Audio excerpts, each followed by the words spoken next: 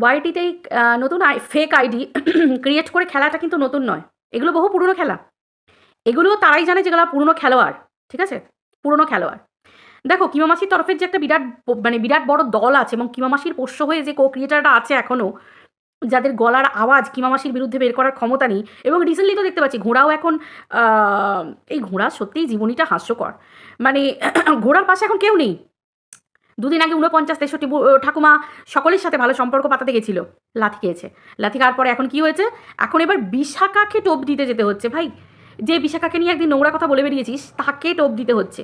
আর সত্যি বিশাখা, তোমাকেও বলি যে দুদিন আগে যাকে ঘোড়া বলে ডাকছিলে, দুদিন আগে তোমার মায়ের শরীর খারাপের আগের দিন বিকেলবেলা পর্যন্ত বোধ হয় সঞ্জয় দার লাইভে দুপুরে দিকো তুমি ঘোড়াকে ঘোড়া বলছিলে, ৪৯কে ৪৯ বলছিলে, তুমি কিমা মাসিকে কিমা বলে ভিডিও করছিলে, এই কথা বলছিলে। তাদেরকে আজকে দিদি দিদি বলে এন্টারটেন করতে হচ্ছে, তাদের লাইভে গিয়ে তোমাকে ঘুরে ঘুরে সমর্থন করে বেড়াতে হচ্ছে। তোমার জীবনটাও কি সত্যি তাই না? কি দারুণ লাগছে না দেখতে? যাক, দুদিন আগে বলছিলে না যে দাদা দাদা দাদা বলছিলে, যাকে দাদা বলো তার বউকে এরকমভাবে সোশ্যাল মিডিয়ার ভরা বাজারে বিক্রি করতে বসছিলে। কি দরকার ছিল ভিডিওটা প্রাইভেট করার? দরকার ছিল না। তোমার আসলিয়াত তো চলে এসেছে সকলের সামনে। দাদাকে ৫-৬ হাজার টাকা চেয়েছিলে, দাদা দিতে পারেনি। কেন পারেনি? প্রশ্ন করেছিলে যে তার কাছে সত্যি টাকা আছে কিনা, সে সেই মুহূর্তে পারতো কিনা, তার কোনো প্রবলেম আছে কিনা চেয়ে জিজ্ঞাসা করেছিলে? করনি। দিতে পারেনি এবং লোকের উস্কানি পেয়েছো। উস্কানিতে সঙ্গে সঙ্গে ভিডিও নামিয়ে দিলে। মা অসুস্থ, ভিডিও নামিয়ে দিলে। অসুস্থ মাকে ঘরে এনে সেবা শুশ্রূষা না করে ভিডিও নামিয়ে যাচ্ছ দিনের পর সময়, টাইমের পর টাইম। আর যারা সঞ্জয়দার এগেনস্টে তারা তোমাকে এসে উস্কানি দিচ্ছে। যে ভিউয়ার্স হোক, ক্রিয়েটার হোক, যেই হোক না কেন, তাদেরকে দিদি বলে ডাকতে হচ্ছে। তাহলে তুমি কি করে বেড়াচ্ছ বুঝতে পারছো? যে কিমা মাসি একটা বাচ্চার জন্য তোমার চোখে জল পড়ছে, কাঁদছে। আর তোমার দাদার বাচ্চা, যাকে তুমি দাদা বলে ডেকেছো সঞ্জয় দাকে, সেই সঞ্জয় দার বাচ্চাকে নিয়ে কিমা মাসি লাইভে বসে নোংরা নোংরা কথা বলছে। সেই জায়গায় তুমি সেখানে গিয়ে তাকে অ্যাপ্রিসিয়েট করছো। সিরিয়াসলি? এটাকে বলে দাদা? আমার তো মনে হয় এরকম দাদার এরকম বোন দরকার লাগবে না। আমার মনে হয় না যে কোনো দাদা এরকম বোন চাইবে বলে আমার মনে হয় না।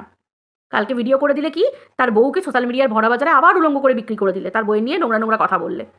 এই তুমি তাকে দাদা বলে ডেকেছিলে? তুমি তো স্বার্থ নিয়ে ডেকেছিলে। তুমি আমার কমেন্ট সেকশানে মেসেজে আমার ভিডিওতে একটা কমেন্ট করেছো যে লাইভের পর লাইভ যেগুলো করছে, ভিডিওটা কে নামিয়েছিল? তোমার দাদার সঙ্গে তোমার যে বক্তব্য সেটা কি ছিল? সেটা ছিল ফোনের মধ্যে ছিল। পাবলিকের কাছে আনলো কে? পাবলিকের কাছে তো তুমি আনলে।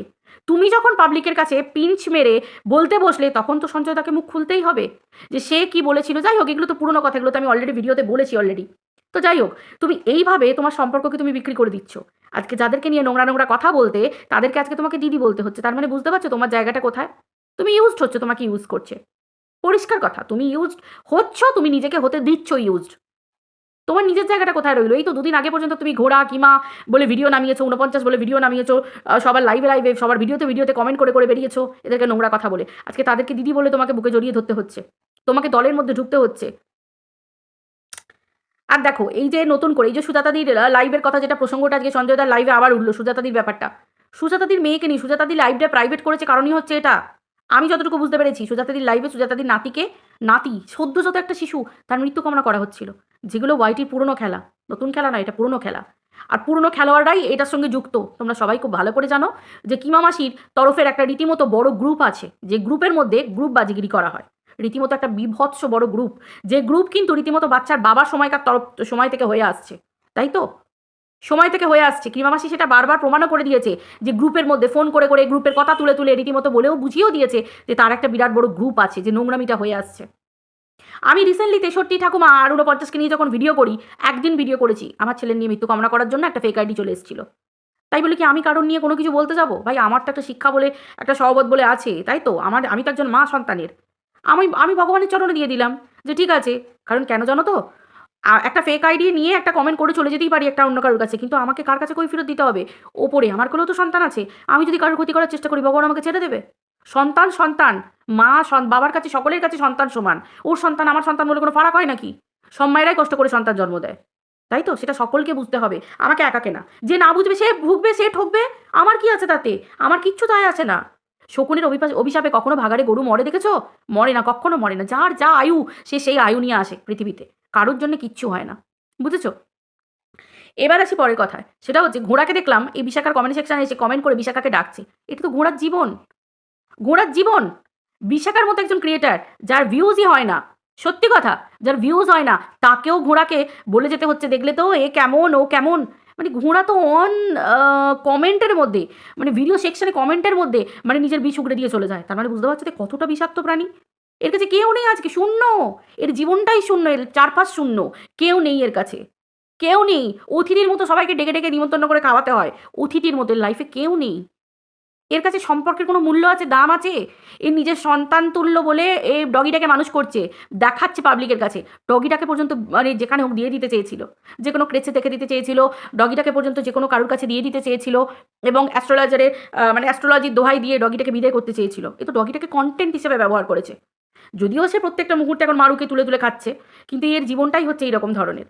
এ নিজের পরিবার বিক্রি করেছে, নিজের মা বাবা বিক্রি করেছে, নিজের জীবন বিক্রি করেছে, নিজের মাতৃত্ব মানে মাতৃত্ব যে জায়গাটায় সব থেকে বড় ঘা, সেই জায়গাটা পর্যন্ত সোশ্যাল মিডিয়ায় বিক্রি করেছে।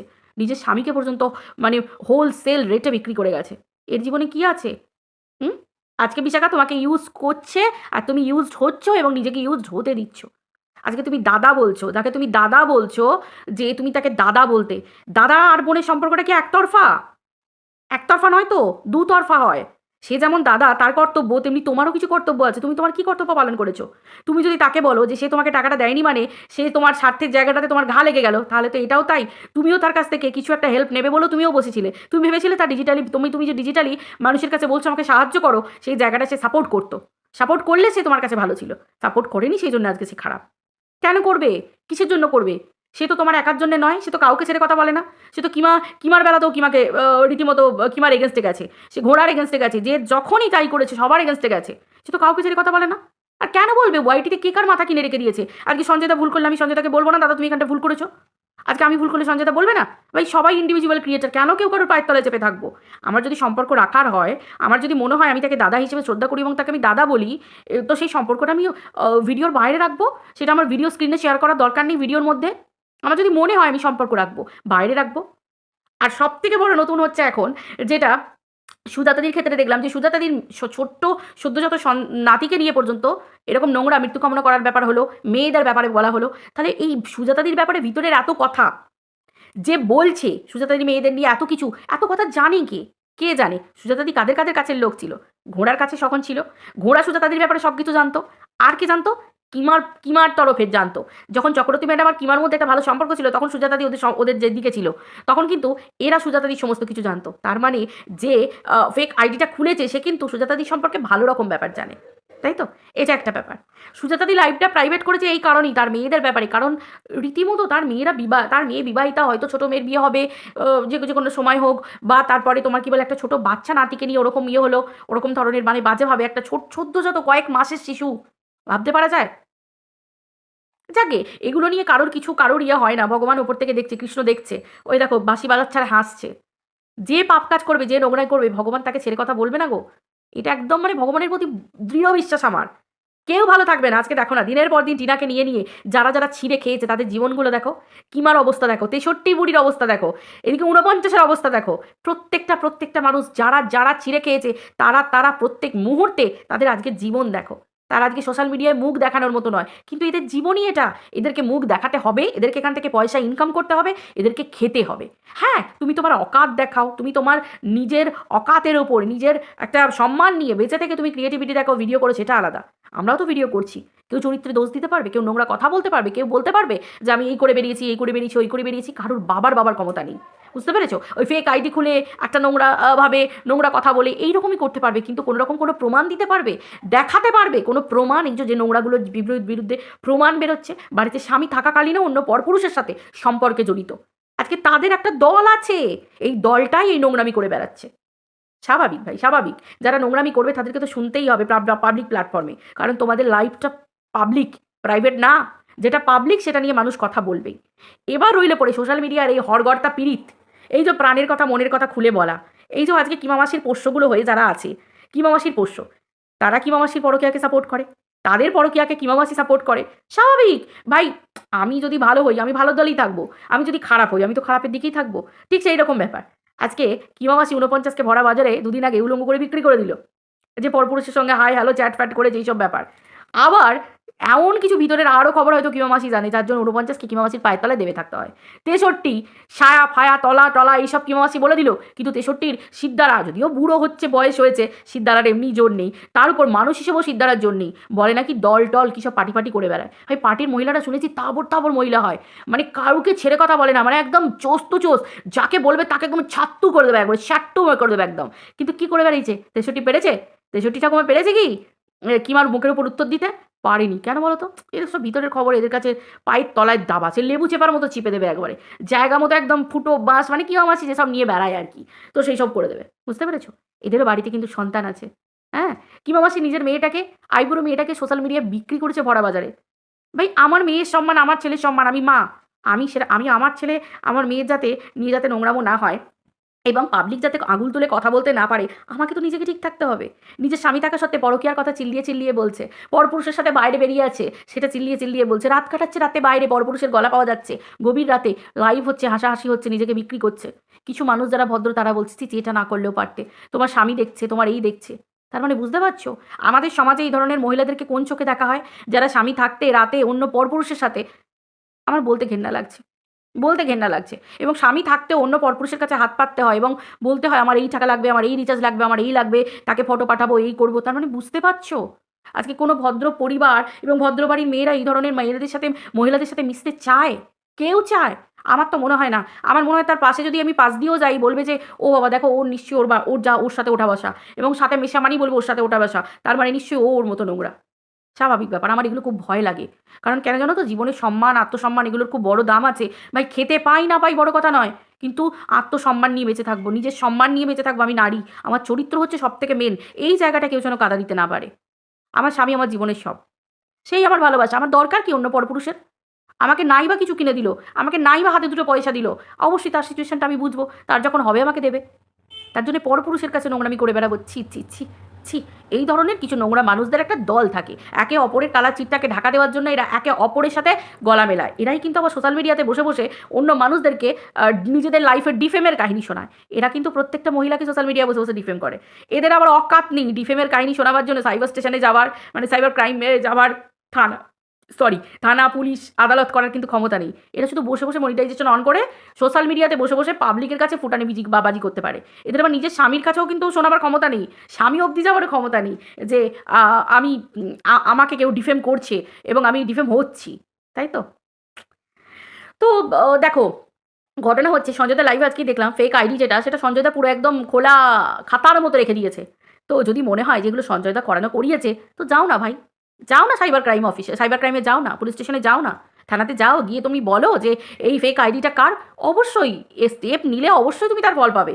যাও তুমি দেখো, সেগুলো চেক করো। তা না করে এই নোংরামিগুলো। এবার সত্যি হ্যাঁ, যারা ক্রিয়েটাররা, যারা, আমার প্রত্যেক ক্রিয়েটার উদ্দেশ্যে এটাই কথা বলার যে এই নোংরা দলটা যখন আছে এবং এরা যে নোংরামি করছে এবং এদের একটা দল গঠন করে রেখে দিয়েছে, একে অপরের নোংরামিগুলো চাপা দেবে। একে অপরের নোংরামিগুলো ধামা চাপা দেবে। তো সেই হিসেবে এদের তরফ থেকে সব কিছু হচ্ছে। আমি তো নিজে চাক্ষুষ, সেই দুদিন আগে তোমাদেরকে তো বললাম, আমি তো প্রমাণ দেখালাম যে আমার সন্তানের নিয়ে কীভাবে বলেছে, কি না 63 আর 49কে নিয়ে ভিডিও করেছি বলে। তার ইয়েতে আমার কমেন্ট সেকশনে কমেন্ট চলে এলো। তাহলে এদের দল যে পারে না সেটা তো কিছুই না, সব কিছুই তো পারছে, পরিষ্কার কথা। অতএব প্রত্যেকে সজাগ থাকতে হবে যে এইরকম একটা নোংরামো খেলা চলছে, এবং খেলা কিন্তু আরও হবে, খেলা কিন্তু আরও হবে, এরকম নোংরামি কিন্তু আরও হবে। কারণ ওই দিককারই তাদের নিজেদের সন্তানের ওপর তাদের কোনো মোহ নেই, তাদের পরিবারের ওপর কোনো মোহ নেই। তাহলে তারা তোমার পরিবার, তোমার সন্তানের উপর কী করে একটা ভালোবাসা রাখবে বা দেখাতে পারবে, সেটা তোমরা বলো। তারা তো এরকম নোংরামি করবেই, যেমন সুজাতাদির লাইভে করেছে, স্বাভাবিক। এবার সুজাতাদির সাথে সুজাতাদি তার পেটের কথা, মনের কথা খুলে বলে দিয়েছে, যার নিয়ে যতটুকু জানে। কারণ এই ওয়াইটিতে কাউকে কখনো গলায় গলায় পেটের কথা, মুখের কথা খুলে বলার আমার মনে হয় না জায়গাটা আছে বলে। মানুষ তো অনেক কিছু দেখছে, বুঝছে সব কিছু। তো যারা করেছো তারা মরেছো। আর যে জিনিস একবার পাবলিক হবে ভাই, সারা জীবন শুনতে হবে, পরিষ্কার কথা। কারণ আমাদের কাছে তো ঘটনাটা পাবলিক, আমাদের কাছে তো ঘটনাটা পাবলিক। ঠিক যেমন বিশাখার ক্ষেত্রেই বলছি, বিশাখা যেমন একটা ভিডিও দেখলাম, বলছে, যেটা আমি যদিও দেখিনি, যাই হোক দেখিনি, ভালো হয়েছে। এই নোংরাগুলো দেখার থেকে শোনার থেকে অনেক ভালো। তো এই যে সঞ্জয়দার স্ত্রীকে নিয়ে, রিম্পা বৌদিকে নিয়ে নোংরা ভিডিও করে সেটা আবার প্রাইভেট করেছে, এই যে ব্যাপার। তো এক্ষেত্রেই বলি যে এতদিন বিশাখার মনে পড়েনি যে সঞ্জয়দার বউ নোংরা, সঞ্জয়দার বউ খারাপ, এতদিন মনে হয়নি, তাই না? এতদিন বৌদি হয়েছে, স্বার্থ ফুরলো, ব্যাস, সম্পর্কে ধাজিয়া হয়ে গেল, বিক্রি হয়ে গেল, তাই তো? আজকে তাদেরকে দিদি বলতে হচ্ছে। ছি ছি ছি ছি ছি ছি। স্বাভাবিক, যার সন্তানকে বলা হবে, যার বউকে বলা হবে, তাকে তো থামিয়ে রাখা যাবে না, না। কারণ সে পুরুষ, সে তার বউকে তো ভাই গার্ড করবেই। তার সন্তান তো তার কাছে আগে, তার বউ তো আগে। অতএব যে বা যারা একে অপরের স্ত্রী সন্তান ধরে টানবে, অপরজনকেও তার কাছ থেকে শুনতে হবে। এখানে কেউ কাউকে বাধা দিতে পারবে না, কেউ পারবে না, কারণ কেউ থেমে থাকবে না। এটা হচ্ছে পরিষ্কার কথা। তো সেই হিসেবে এই নোংরামি করার পরেও যদি কেউ বলে যে দাদা দাদা, আজকে সত্যি বলছি, কোনো দাদা কি চাইবে তার এরকম বোন থাকুক? আমার তো মনে হয় না কেউ চাইবে বলে, তাই না? যে সম্পর্ক শুধুমাত্র টাকার উপর নির্ভর করে, যে সম্পর্ক, আমার মনে হয় না সেই সম্পর্কের কোনো মূল্য আছে বলে। কারণ আমি বুঝতে পারছি না, কিন্তু সে অপরজন আরেকজনকে আম ব্যবহার করার জন্য বসে আছে। ঠিক যেমন আমি ব্যবহৃত হয়েছিলাম। তো যাই হোক, হাসি পায় আজকে এই সমস্ত সম্পর্কের কথা শুনলে না, হাসি পায়। হুম? তো নোংরামি নিজে বন্ধ করো, নোংরামি অপর তরফ থেকেও বন্ধ হবে। কেউ বিশাখা তোমাকে ভিডিও করতে বারণ করেনি। কেউ ভিডিও করতে তোমাকে বারণ করেনি। Controversy platform. তোমার যদি যোগ্যতা থাকে তুমি ভিডিও করো। কিন্তু তুমি যদি নোংরামি করো, তুমি যদি অন্যকে নিয়ে বলো, তাহলে তোমার নিয়েও কিন্তু ঘাটাঘাটি হবে। তুমি যদি অন্যের বাড়ি পর্যন্ত হাত দিয়ে দাও, অন্যের বউ পর্যন্ত, সন্তান পর্যন্ত, সেই জায়গায় কিন্তু অন্যরাও তোমার পরিবার নিয়ে, তোমার ভিতরের খবর নিয়ে এসেও কিন্তু ভিডিও হবে। কারণ কেন? তুমি তার বউকে নিয়ে বলছো। সে তো কন্ট্রোভার্সির পার্টও নয়। তার সন্তান, সেও তো কন্ট্রোভার্সির পার্ট নয়। তাহলে তো কিন্তু ভিডিও হবেই হবে, পরিষ্কার কথা। তুমি তাকে দেখেছো নোংরামি করতে, তার বউকে? তুমি দেখেছো? দেখোনি? তাহলে তোমাকেও শুনতে হবে। অতএব তুমি যদি ভদ্রভাবে ভিডিও করো, করো। এখানে কেউ কাউকে ভিডিও বন্ধ করাতে আসেনি। তোমার দম থাকলে, যোগ্যতা থাকলে নিজে নিজে ভিডিও দেখাও, নিজে ভিডিও করো না। কেউ তো বারণ করেনি। যাকে বন্ধুরা, চলো ভিডিওটা এই পর্যন্ত করছি। আবার দেখা হচ্ছে পরের ভিডিওতে। সবাই ভালো থেকো। টাটা।